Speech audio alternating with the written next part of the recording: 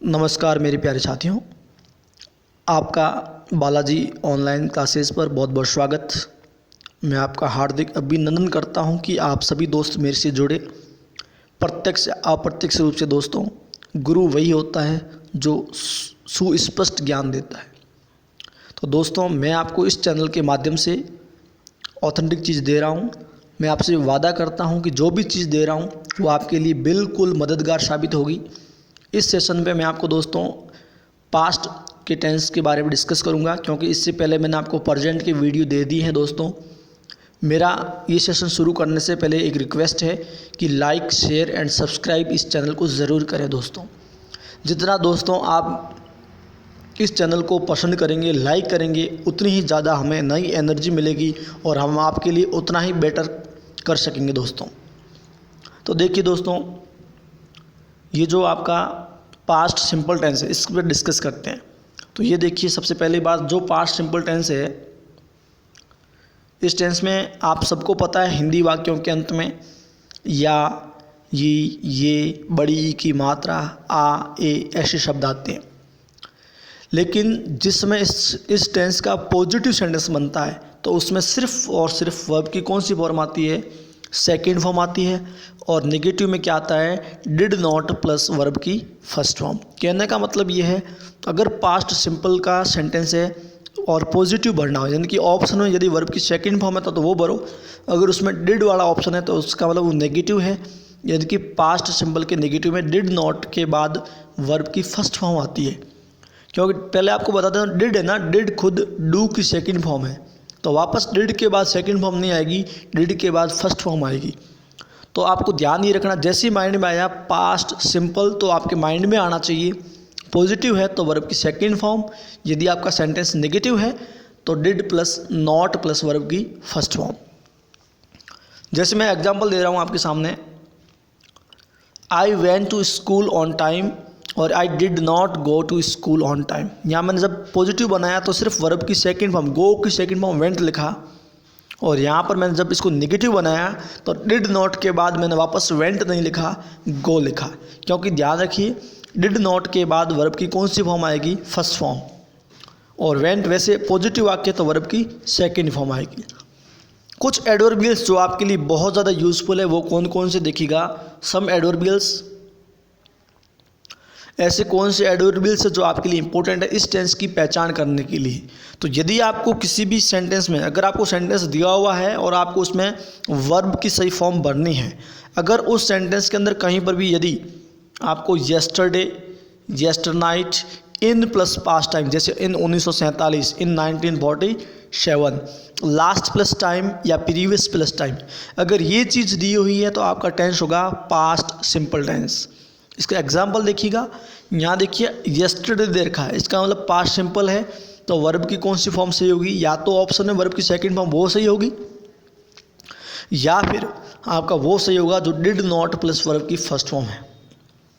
India got freedom इन 1947, यहाँ पे इन के बाद 1947 दिया हुआ है, इसीलिए यहाँ पे गेट की सेकंड फॉर्म गॉट आया हुआ है, यानी कि वर्ब की कौन सी फॉर्म आई हुई है? सेकंड फॉर्म आई हुई। दूसरी सबसे बड़ी बात, रमेश एंड श्याम, ये मैं आपको एक एग्जांपल करा रहा हूँ ऑप्शन वाला। Ramesh and Shyam space book last Sunday, last plus time past simple. इसका मतलब ऑप्शन या तो डिड नॉट वाला सही होगा और या फिर वर्ब की सेकंड फॉर्म वाला सही होगा। यहाँ पे बाई वर्ब की कौन सी फॉर्म है? फर्स्ट फॉर्म, ये रॉन्ग। या इज प्लस थर्ड फॉर्म, ये पास्ट सिंपल में नहीं आता, विल पास्ट सिंपल में नहीं आता। सही क्या होगा? वर्ब की सेकंड फॉर्म बॉट। मेरी बात को समझने की कोशिश करो दोस्तों, ट्राई टू अंडरस्टैंड समथिंग। यानी कि अगर आपको किसी भी इंग्लिश के सेंटेंस के अंदर yesterday, येस्टरनाइट, in plus past time, in plus या last plus time, previous plus time, अगर ये दे रखा है तो आपका सही होगा पास्ट सिंपल। दूसरी सबसे बड़ी बात, यदि आपको सेंटेंस के अंदर, यदि फ्रेंड्स आपको सेंटेंस में कोई पास्ट इवेंट की बात की जा रही है, जैसे पास्ट इवेंट यानी कि in my childhood, in my school days, in my youth, जैसे देखो I space milk in my school days, यानी कि स्कूल डेज की बात हो रही है, इसका मतलब पास्ट इवेंट की बात हो रही है।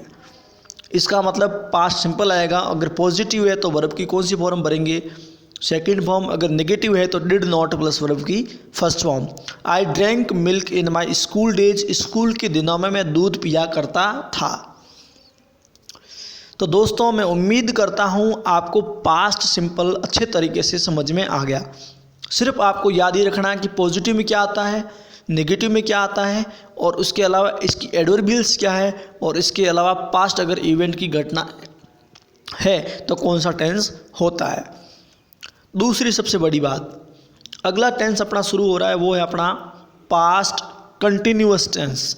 प्रेजेंट कंटिन्यूस में इज आर एम के साथ आईएनजी आता है, जबकि पास्ट कंटिन्यूस में वॉज वर्ब के साथ आईएनजी आता है, वॉज वर्ब प्लस आईएनजी। इतना ही जैसे ही माइंड में आएगा पास्ट कंटिन्यूअस तो आपके माइंड में आना चाहिए वॉज वर्ब के साथ आईएनजी। इसकी एडवर्बियल्स कौन कौन सी है, एट दैट टाइम, ये सारी की सारी एडवर्बियल्स आपको याद करनी है। कौन कौन सी है जो आपको बॉक्स में दिख रही है, at that time, at that moment, that morning, that evening और देन। अगर ये आपके आई हुई है तो टेंस होगा पास्ट कंटिन्यूस टेंस। जैसे एग्जाम्पल में देखो आप, एग्जाम्पल में यहाँ देखिए, I was sleeping there at that time आया हुआ है। एट दैट टाइम मतलब पास्ट कंटिन्यूस। अगर यहाँ एट दिस टाइम होता तो प्रेजेंट कंटिन्यूस होता, तो यहाँ पर एम स्लीपिंग आता, लेकिन यहाँ एट दैट टाइम है इसलिए यहाँ वॉज स्लीपिंग आया है। समझ में आ रही मेरी बात। दूसरी सबसे बड़ी बात, इस टेंस में मैं आपके लिए आपके साथ डिस्कस करूंगा कुछ कंडीशनल सेंटेंस। कुछ ऐसी कंडीशंस आती है आपके सामने जहाँ पर आप बहुत ज़्यादा कंफ्यूज होते हैं और क्वेश्चन आता हुआ भी रॉन्ग हो जाता है। दूसरी सबसे बड़ी बात यह है दोस्तों कि कंडीशंस के सेंटेंस करने के लिए आपको ट्रांसलेशन आना बहुत ज़रूरी है। अगर ट्रांसलेशन नहीं आ रहा है इट मीन्स ये थोड़ा मुश्किल होता है। कुछ भी ध्यान नहीं रखना, सिर्फ देखो ये आपको दिख रहा है वैन, WHEN। इस वैन का मतलब होता है जब। अगर वैन से पहले पास्ट कंटिन्यूस है तो वैन के बाद में पास्ट सिंपल आएगा, और अगर वैन के पहले पास्ट सिंपल है तो वैन के बाद में पास्ट कंटिन्यूस है। इसका मतलब ये है कि वैन के जब एक तरफ, सिर्फ वैन वाला समझिए, यानी कि इसको सिर्फ समझिए, यानी कि वैन के अगर एक तरफ पास्ट कंटिन्यूअस है तो दूसरी तरफ पास्ट सिंपल आएगा। अगर एक तरफ पास्ट सिंपल है तो दूसरी तरफ पास्ट कंटिन्यूअस आएगा। एग्जाम्पल से क्लियर होगा। यहाँ देखो, ही वॉज स्लीपिंग देयर, यहाँ वैन आया, इससे पहले वॉज स्लीपिंग आया तो बाद में वर्ब की सेकंड फॉर्म आई वेंट। और इसमें देखो यहाँ वैन के पहले वर्ब की सेकंड फॉर्म आई है तो बाद में वर्ब के साथ आईएनजी आया, वॉज और आईएनजी। हिंदी देखो, ही वॉज स्लीपिंग देयर, वो वहाँ सो रहा था, वैन जब आई वेंट देयर, जब मैं वहाँ गया। हिंदी करने से इसको पता चला कि सही है या रॉन्ग है। राम कैम, राम आया, when we were playing tennis, जब हम क्या खेल रहे थे, टेनिस, तब राम आया था। इसका मतलब ये हुआ दोस्तों कि अगर आपके सेंटेंस के बीच में या शुरुआत में वैन आया हुआ है, अगर वैन के बाद में अगर पास्ट सिंपल है तो अगले क्लॉज में पास्ट कंटिन्यूस आएगा। यदि वैन के जस्ट बाद वाले में पास्ट कंटिन्यूस है तो अगले क्लॉज में पास्ट सिंपल आएगा। Concept clear. उसके बाद दोस्तों आपका है पास्ट सिंपल। अगर वैन से पहले अगर पास्ट सिंपल है तो बाद में भी पास्ट सिंपल आ सकता है, लेकिन ये पता तब चलेगा जब आप हिंदी करेंगे। राम वेंट, राम गया, वैन आई कैम, जब वो आया, यानी कि दोनों काम फटाफट हुए, वो गया मैं आया। लेकिन अगर एक काम कंटिन्यू है, बीच में कोई दूसरा काम हो जाता है तो वहाँ वैन के बाद एक तरफ वर्ब की सेकंड फॉर्म आएगी, यानी कि पास्ट सिंपल आएगा, तो दूसरी तरफ पास्ट कंटिन्यूस आएगा। लेकिन ये दोनों काम फटाफट हुए हैं। इसी प्रकार देखो, सबसे इम्पोर्टेंट ये भी है, अगर वैन के जस्ट बाद में, अगर वैन वाले क्लॉज में प्रेजेंट सिंपल है तो अगले क्लॉज में फ्यूचर सिंपल आएगा। Concept clear.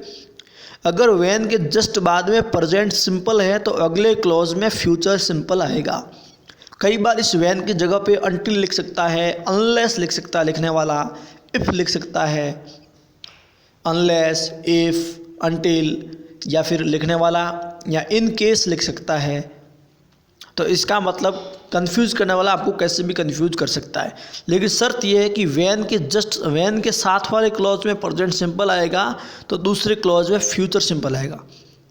यानी कि वैन के साथ वाले क्लॉज में प्रेजेंट सिंपल तो दूसरे क्लॉज में फ्यूचर सिंपल आएगा। जैसे देखो, I shall attend your wedding when you invite me.